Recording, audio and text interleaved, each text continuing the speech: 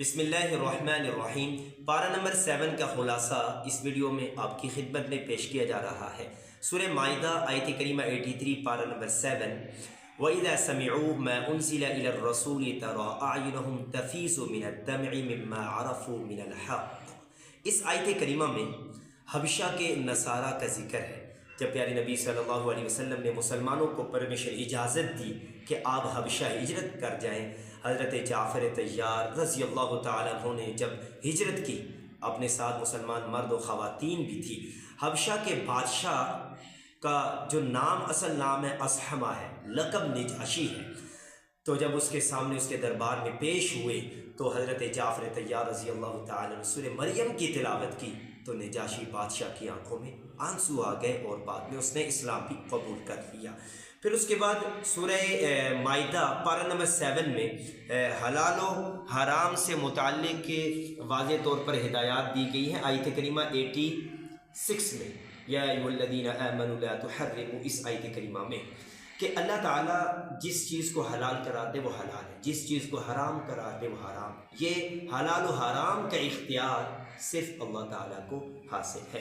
پھر اس کے بعد اللہ تعالیٰ نے پارہ نمبر 7 کے شروع میں یعنی آیت کریمہ 89 میں لا یؤاخذکم اللہ باللغو فی ایمانکم، قسموں سے متعلق ذکر کیا ہے۔ قسم کی چند صورتیں اور ان کے احکام ذکر کیے ہیں۔ یاد رکھیے قسم کی 3 قسمیں ہیں۔ نمبر 1 لغو، نمبر 2 غموس، نمبر 3 منعقدہ۔ لغو اسے کہتے ہیں کہ کسی کام کے ہونے یا نہ ہونے کے بارے میں اپنے خیالات کے مطابق انسان سچی قسم اٹھائے اور واقعہ میں وہ کام ہوا نہ ہو، واقعہ میں وہ کام غلط ہو، وہ قسم کہلاتی ہے قسم لغو۔ قسم لغو، اس قسم پر کوئی کفارہ نہیں ہے، جرمانہ نہیں ہے شریعت کی طرف سے، نہ ہی گناہ ہے۔ دوسری قسم وہ ہے جسے قسم غموس کہتے ہیں۔ غموس اسے کہتے ہیں کہ گزشتہ کسی کام پر جان بوجھ کر جھوٹی قسم اٹھانا، ماضی کے کسی کام پر جان بوجھ کر جھوٹی قسم اٹھانا، یہ قسم غموس کہلاتی ہے۔ اس قسم پر اگرچہ جرمانہ کفارہ نہیں، لیکن یہ بہت بڑے گناہ کبیرہ کا ارتکاب کیا، اس پر توبہ اور استغفار لازم ہے۔ نمبر 3 تیسری قسم جو اس کی قسم منعقدہ کہلاتی ہے کہ آئندہ زمانے میں فیوچر مستقبل کے کسی کام کے ہونے یا نہ ہونے پر انسان قسم اٹھاتا ہے کہ یہ کام ہوگا ایسے یا نہیں ہوگا۔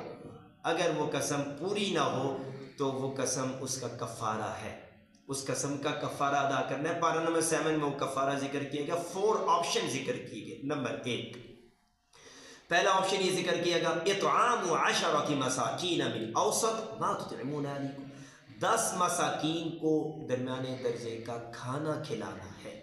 سیکنڈ آپشن یہ ذکر کیا او کسوتہم، 10 مساکین کو کپڑے لباس سوٹ دینے ہیں۔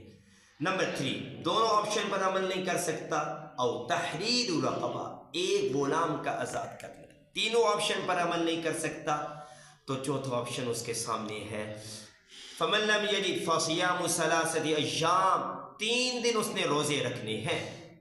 کتنے؟ 3 دن۔ ہمارے ہاں سوسائٹی میں یا تو لوگوں کو مسائل کا علم نہیں ہے، بات بات پر قسم اٹھا دیتے۔ قسم کے اس ٹاپک کو سامنے رکھتے ہوئے ہمیں یہ ہدایات ملتی ہیں کہ ہم اپنی زبان کا صحیح طرح استعمال کریں، ویسے ہی قسم نہیں اٹھانی چاہیے۔ آج ہماری سوسائٹی کا یہ المیہ ہے کہ لوگ بات بات پر قسم اٹھا دیتے ہیں، اور یا تو لوگوں کو مسائل کا علم نہیں ہے اور پھر اب لوگ اپنی زبان پر قابو بھی نہیں پا سکتے، یا جن لوگوں کو مسائل کا کچھ نہ کچھ علم ہے قرآن کریم کی ہدایات کی روشنی میں، وہ پھر آگے سے یوں کہہ دیتے ہیں خیر ہے کوئی بات نہیں روزے رکھ لیں گے۔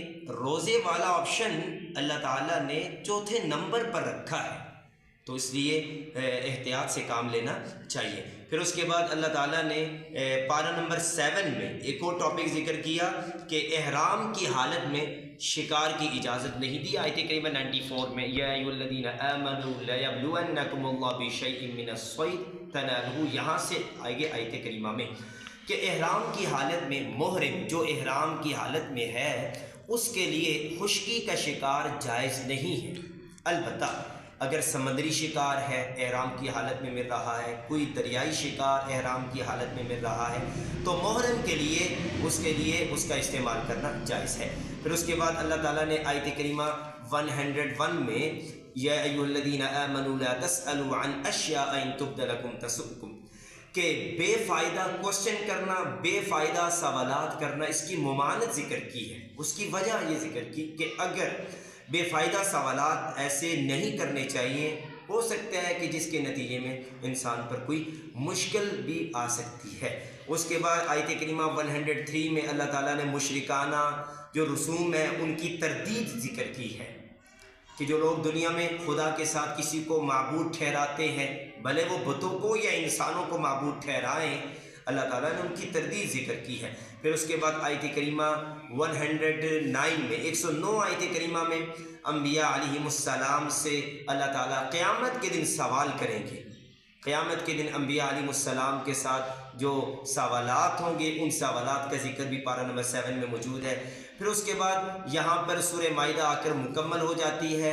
پھر اس کے بعد یہاں پر سورہ انعام شروع ہو رہی ہے۔ انعام کا معنی ہے مویشی، کیونکہ سورت میں مویشیوں سے متعلق احکامات، ہدایات کا ذکر ہے۔ پھر اس کے بعد اللہ تعالیٰ نے سورہ انعام کی آیت کریمہ 68 میں اللہ تعالیٰ فرماتے ہیں وَإِذَا رَأَيْتَ الَّذِينَ يَخُوضُونَ فِي آيَاتِنَا فَأَعْرِضْ عَنْهُمْ حَتَّى يَخُوضُوا فِي حَدِيثٍ غَيْرِهِ، کہ اہل باطل جو اسلام کے خلاف تمسخر مذاق اڑاتے، اللہ اس کے نبی کی نافرمانی کرتے، تو ان کی مجلس میں بیٹھنا، ان کی گیدرنگ کرنا اللہ تعالیٰ نے منع کیا۔ اللہ تعالیٰ نے بتا دیا کہ آپ نے ان کے ساتھ بیٹھنا نہیں ہے۔ ہاں اگر وہ کوئی اور ٹاپک شروع کر دیتے ہیں، اللہ اس کے رسول کی نافرمانی کے علاوہ کوئی اور بات شروع کر دیتے ہیں، تو پھر ان کے پاس بیٹھا جائے، وگرنہ وہ اہل باطل کی نشست سے، ان کی مجلس سے، ان کی گیدرنگ سے اجتناب کرنے کا حکم قرآن پاک نے دیا ہے۔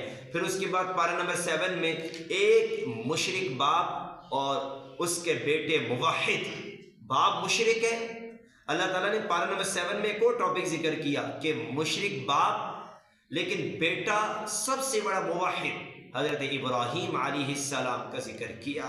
حضرت ابراہیم علیہ السلام نے اپنے والد کو شرک سے توبہ طائب ہونے کی بہت دعوت دی، گھر والوں کو سمجھایا، سوسائٹی کو سمجھایا۔ پھر اس کے بعد یہ آیت کریمہ 74 میں یہ ٹاپک موجود ہے۔